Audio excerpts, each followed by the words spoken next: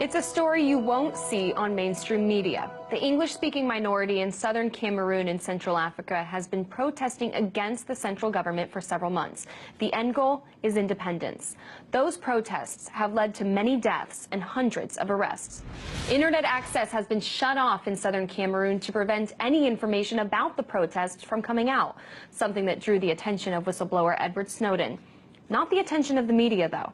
RT's Alexei Arashevsky was the only TV journalist at a Cameroonian protest in Washington, D.C. last week. This is his report.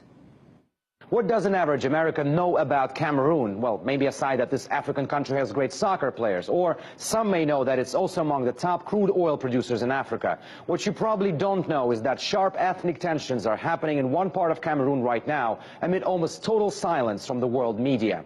Hundreds arrested since November, unknown number killed, an internet blackout imposed on southern regions of the country following months of protests, the reason for which lies deep in the country's colonial past. Before 1961, the modern-day Cameroon was essentially two countries, a British colony and a French colony. In 1961, they merged into one through a free association plebiscite, which promised the English-speaking part independence by joining. However, for decades now, the Anglophone minority in Cameroon has been saying that central government tramples on their rights, from pushing out English language from schools to denying English speakers state jobs. This tension has now reached its boiling point. Since November last year, southern Cameroonians have been protesting with the demand of either changing the state system to a federal one, or, as some part of protesters are urging, to let South Cameroon go independent. The response from the authorities has been brutal. I have to warn you, the pictures we're about to show you are extremely graphic.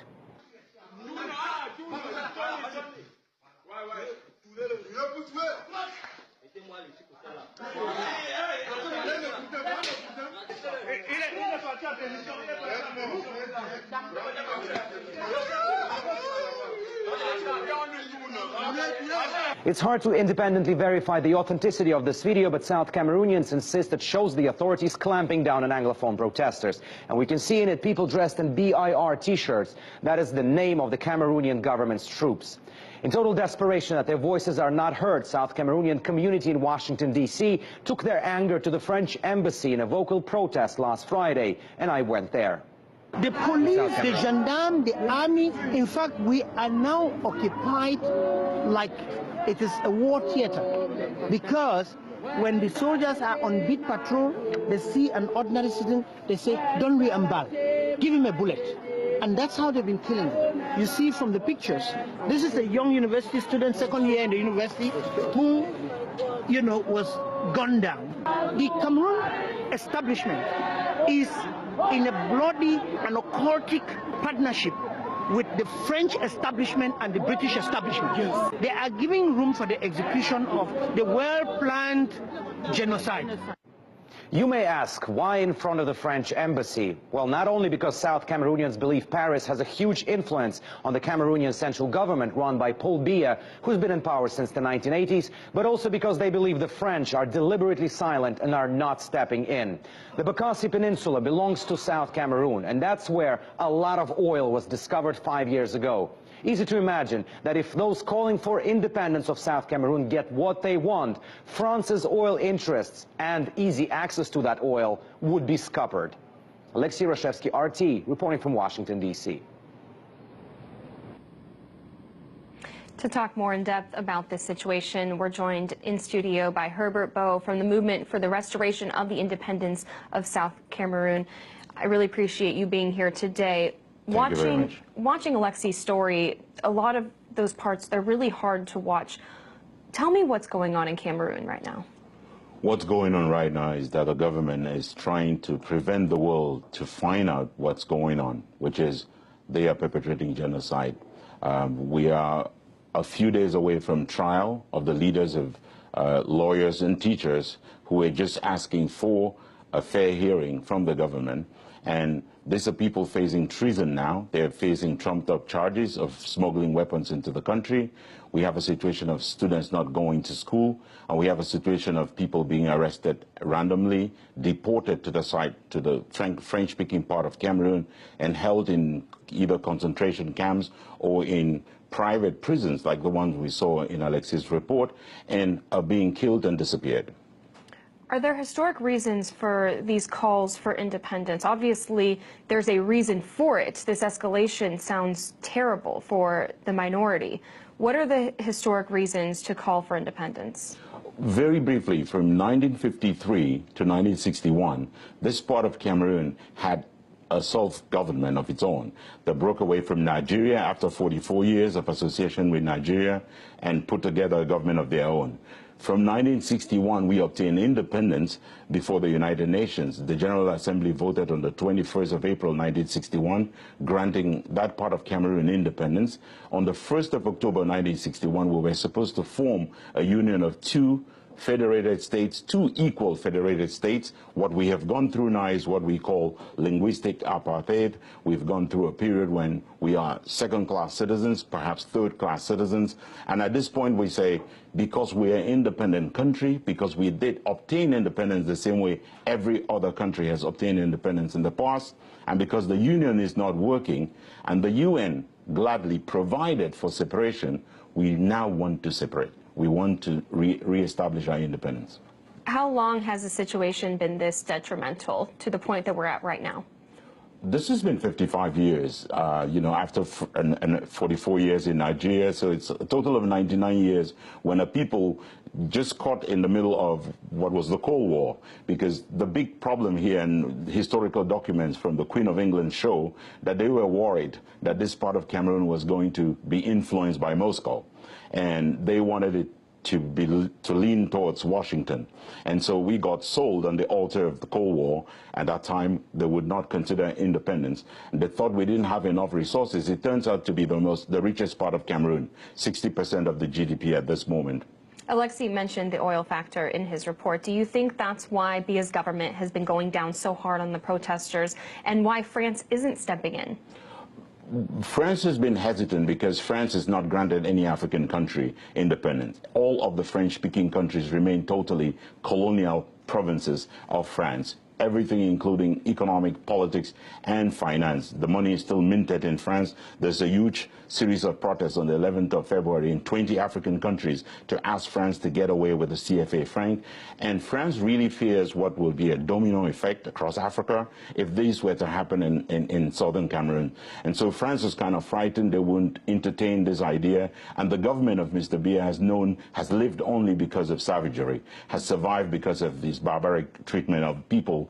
And like every dictator, he believes that this is the way he's going to stop our people. But for the first time, we've got a groundswell that is, in my opinion, completely unstoppable. Well, we hope your voices will continue to be heard. Spokesman for the Movement for the Restoration of Independence of Southern Cameroon, Herbert Bow. Thank you so much. Thank you.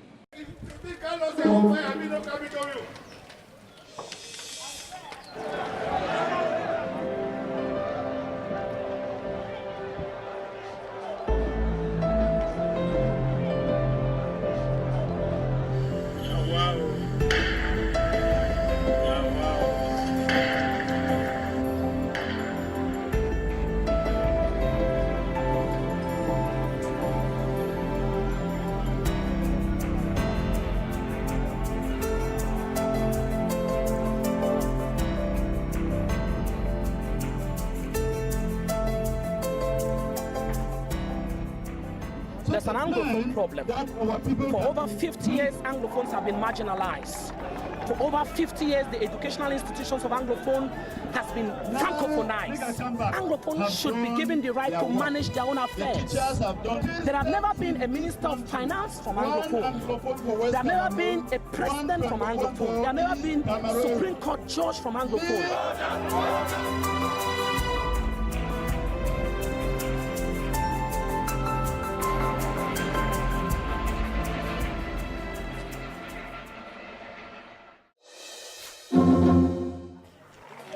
Ellen Mekem's son was shot and killed on Sunday. Benjamin Amin is one of the people killed in Cameroon's Anglophone region, and Helen watched him die. Some small passage there for corner here. Immediately as he My son struggled to run, but he was shot again in the leg. I saw my son on the ground with blood pumping out of his body like water. Tragically, Helen says her son was not one of the protesters. he was caught in the crossfire. I never see the show people now for film. They are killing the innocent ones. He was not even amongst those that went on the streets to protest. He was killed in the neighborhood. Local hospitals were not prepared for the cases that came in. Most of our workers, like the theater workers, when they were not, all of them were not present, so the team was not complete. President Paul Biya has condemned the protests against his government, and experts say there is an urgent need for dialogue, lest the unrest continues. Beryl Oro, CGTN. Dazed and confused, Atimako struggles to come to grips with her new reality. The refugee mother of 8 is also forced to take on the additional responsibility of looking after 2 other children orphaned by the fighting in Anglophone southern Cameroon. Their father was killed. Their mother died of a heart attack a few days later. They're my late sister's children. It was a struggle looking after my own, and now this. The more than 30,000 refugees now in southern Nigeria are being looked after by the Nigeria Refugee Agency and a few non-governmental organizations. But many here say they don't have much to eat or anywhere suitable to live. Beatrice Annie, also displaced by the violence, trekked for 3 days before reaching safety in Nigeria. She was 8 months pregnant. I saw soldiers kill 2 young men for putting up a flag. Then troops invaded and started shooting at people. That was when I decided it wasn't safe for me or my baby. Most of the 500 displaced in this camp on the Obudu Hills overlooking Cameroon are women and children. So 150 kilometers away from here is another camp, populated mainly by young men. It's late evening in this makeshift camp close to the Nigeria-Cameroon border. There are up to 1,000 refugees living here. Access to food, the cramped conditions, and the cold are the thoughts on their minds as they go to bed. Many of them will go hungry tonight, hoping that tomorrow will be better. The refugees say Cameroon security forces have even crossed into Nigerian territory looking for them. Cameroon alleges that the separatist Ambazonia movement is recruiting and arming these young men for attacks on its territory. Separatist leaders deny that, but say it won't be long before they fight back. Self-determination cannot be effective without self-defense. We are opposed to violence. We are opposed to war. But if La République, if the UN should continue to dilly-dallying as they are doing, and La République comes now to attack our people, they are forced, they are bound by the law of nature to defend themselves. A stand that will no doubt prolong the crisis, which means these refugees will have to endure more before setting off for the journey back home. Ahmed Idris, Aljazeera, Etun, southern Nigeria. Well, I've been wanting to ask you about Cameroon. In fact, I've asked you some stuff in writing, but I want to ask you now in person. Since your last statement, I mean, I've asked you how many people the UN thinks have been killed in Cameroon, because Amnesty International said 17 some days ago. People in the country are saying it's well over 100 now.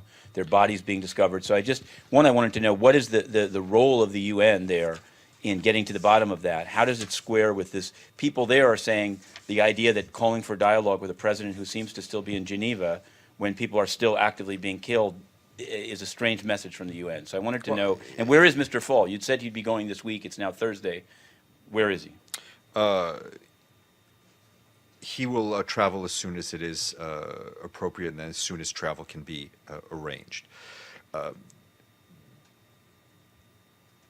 There is a need, as in any situation, for a need for dialogue. I have no specific information where the president of Cameroon may be, but there is a need for dialogue between the authorities and between the leaders of the Anglophone community. I think the Secretary General is extremely concerned about the increased tensions we've seen in the northwest, the southwest parts of the country.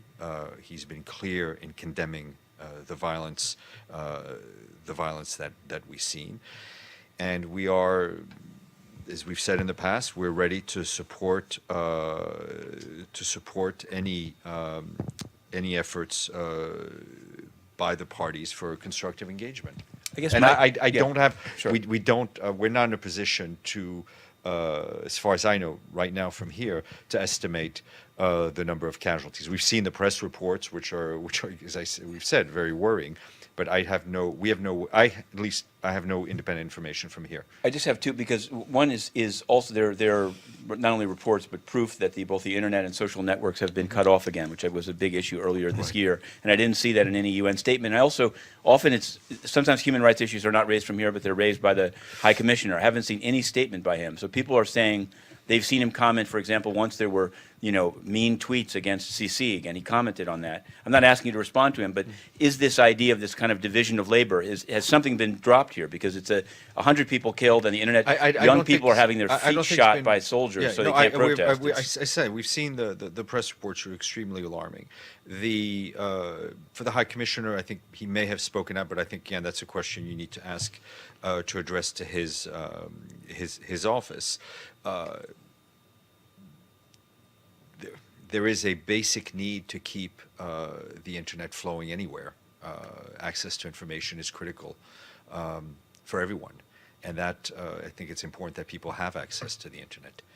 On Cameroon, you'd said earlier that the UK was monitoring it. There's now, some people say there's up to 100 dead. The internet's been turned off again. Do you see? Is it a threat to international peace and security? And should the UN Security Council take it up?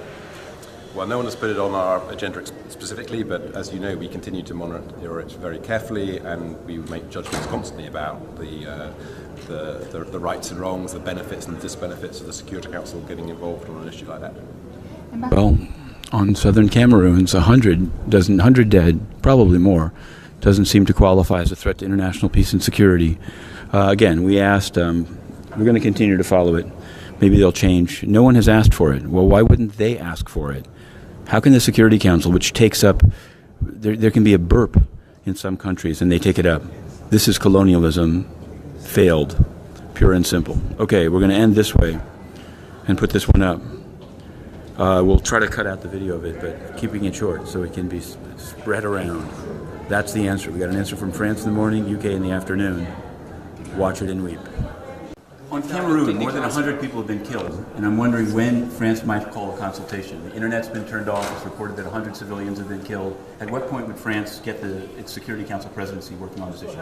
On Cameroon, the spokesperson at the Quai d'Orsay made an additional statement this morning to call each and every party to renew the dialogue and consultation process faced with a situation that is a source of concern, needless to say. The question was, when is the Security Council going to meet about the bloody crackdown? Because they've met on a lot smaller things, I guarantee you. Paul Biya is not even in the country. Take out. We asked French Ambassador François Delattre about Cameroon. Le drapeau français. On Cameroon, 24 Congress people wrote to you yesterday urging you to ask for a consultation or AOB on the killings that are taking place in Cameroon. What do you think of it? I haven't seen that letter, but I would certainly be open to it. I wouldn't have a problem with it. Thanks, Ambassador. What about Cameroon? On Cameroon, 24 Congress people wrote to you yesterday urging you to ask for a consultation or AOB on the killings that are taking place in Cameroon. What do you think of it? I haven't seen that letter, but I would certainly be open to it. I wouldn't have a problem with it. Thank you very much. The letter has been delivered. The answer has been given. Paul Biya, we'll see you at the ICC. 3 of them from New York and Mississippi. Right, and they are. This is key. This is key. Those are the 3. And let's hear that story. The U.S. mission. So a letter went today. We added a tag at a request of one of the organizers of the letter. 24 Congress people wrote to Nikki Haley. These are serious Congress people. Daniel Donovan, Eliot Engel. What could be more serious than Eliot Engel? Eliot Engel, Adriano Asperlat. They all wrote to Nikki Haley, the inhabitant during the daytime of this building, the U.S. mission to the UN, asking her to do what the UK and France have refused to do, which is to have a simple meeting on the situation in southern Cameroons in the UN Security Council.